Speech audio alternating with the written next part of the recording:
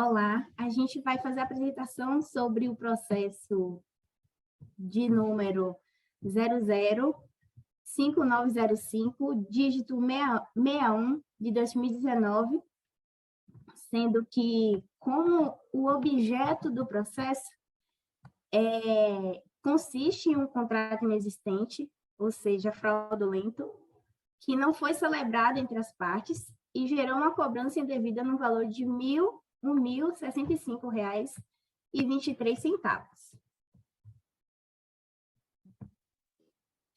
Eu vou começar falando da petição inicial. O presente processo ele tramitou no Juizado Especial Civil daqui de Vitória da Conquista, e a petição inicial, que teve como autora a senhora Lucidalva, em face da editora Abril, foi proposta sem advogado, visto que o caso se enquadra no artigo 9º da Lei 9.099 de 95, que é a Lei do Juizado Especial, que diz que causas em até 20 salários mínimos, as partes poderão comparecer desacompanhadas de advogados. Sendo assim, como essa causa ela é inferior a 20 salários mínimos, a autora ela propôs sem advogado. Ela se dirigiu até o juizado especial, chegando lá, ela narrou os fatos aos secretários, eles reduziram a termo e protocolizaram o processo. Houve a narração dos fatos e fundamentos, onde a autora informa que estava sendo cobrada por um serviço que nunca havia contratado, e sendo assim, como a colega falou, um contrato inexistente, e com isso ela pediu que fosse suspensa as cobranças e pediu também danos morais. Sobre a inicial, além disso, a autora pediu tutela antecipada, né, em sede liminar, para que a empresa ela não inserisse o nome em órgãos ali de restrição, a exclusão de seus dados do banco de dados da empresa ré, inclusive a restituição em dobro da quantia cobrada que foi paga pela autora, que até aquele momento, né, perfazia um montante de R$ 1.065,23. Além disso, só lhe pediu ainda o pagamento de 17 salários mínimos a título de indenização por danos morais, e queria também a citação da parte contrária para comparecimento e audiência de conciliação, a inversão do ônus da prova, alegando que ali havia uma relação de consumo, inclusive o deferimento da gratuidade da justiça, com isenção das custas e despesas processuais.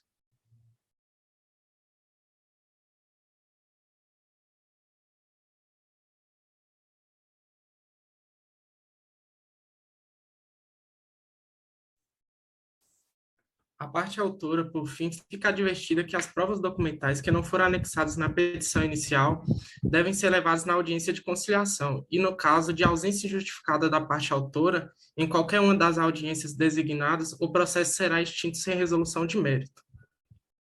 Além disso, nos casos em que houver mudança de endereço, o juízo deverá ser comunicado.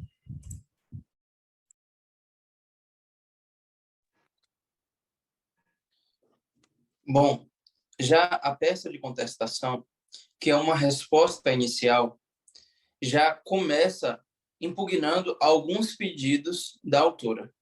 Primeiro faz a impugnação do pedido de danos morais, sob a alegação de que não há qualquer comprovação do referido dano moral. Depois, faz também a impugnação do pedido de resolução de devolução dos valores pagos pela autora. Impugna este pedido sob a premissa de que, de fato, como consta no sistema da ré, existe um contrato celebrado entre as partes. Portanto, se existe um contrato celebrado entre as partes, não há que se falar em ato ilícito. E se não há que se falar em ato ilícito, não há que se falar em qualquer necessidade de restituição de valores. Depois, a ré também salienta que encontra-se em situação de recuperação judicial, o que faz com que sua capacidade econômica esteja limitada, impossibilitando-a de saídas de seu caixa. A ré também destaca a falta de comprovação do quanto alegado pela parte autora, que afirma ter sido lesada no montante de R$ 1.065,23, quando foram comprovados na relação entre autora e ré apenas R$ 848,72. A partir disso, pede à ré que seja desconsiderado o pedido da condenação em reparação de R$ 1.065,20.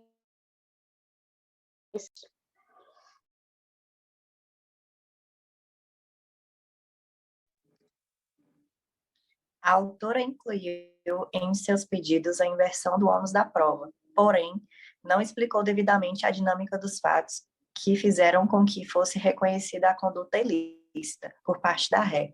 Tampouco apresentou elementos probatórios mínimos do direito que alega, conforme diz o artigo 373 do CPC, inciso 1º, que inviabiliza a aplicação da inversão do ônus da prova ao prestador de serviço, em vista da falta de verossimilhança nas suas alegações.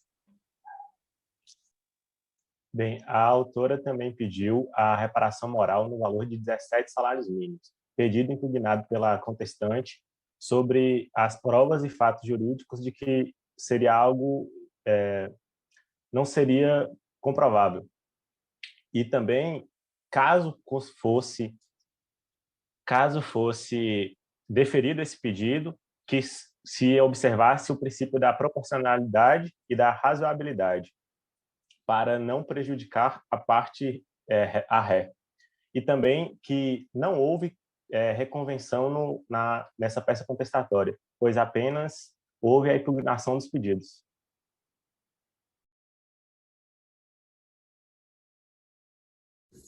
Na sentença, ela foi fundamentada por uma, inicialmente foi destacado a hipossuficiência da demandante, tendo em consideração que há uma relação de consumo. Então, foi fundamentada no artigo 6º da CDC, que versa sobre direitos básicos e informações que devem ser prestadas ao consumidor. Então, nesse aspecto, a juíza entendeu que ficou clara a necessidade da inversão do ônus da prova, mesmo que alegada na contestação.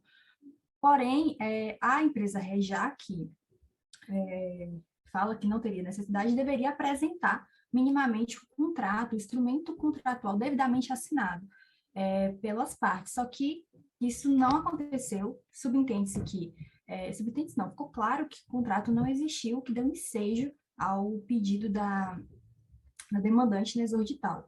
Outra fundamentação também na sentença foi a respeito da condenação por danos morais. Mesmo que existe quem pensa que necessite de um prejuízo de natureza patrimonial ou econômico, ou até mesmo de uma penosa. Então, outro ponto a ser mencionado a respeito da sentença é a condenação por danos morais, porque hoje em dia ela não mais se restringe a prejuízos de natureza patrimonial, econômica ou de uma penosa sensação de ofensa. Hoje ainda é possível que a condenação por violação do nome e imagem, no que tange ao respaldo de sua credibilidade e respeitabilidade.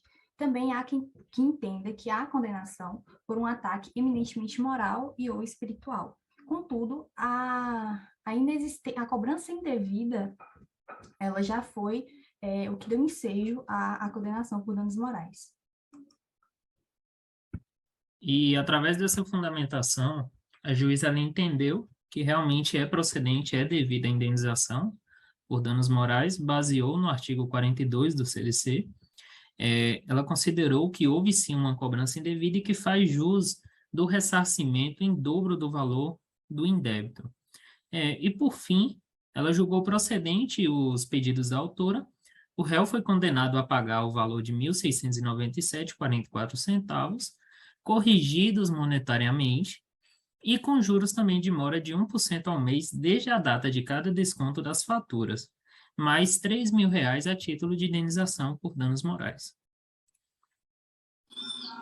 Esse processo foi extinto com resolução de mérito, ou seja, a lei teve sua resolução. Como o colega já repetiu, a parte autora teve seus pedidos considerados procedentes, e a parte ré foi condenada a pagar a título de repetição de débito e o título de indenização moral.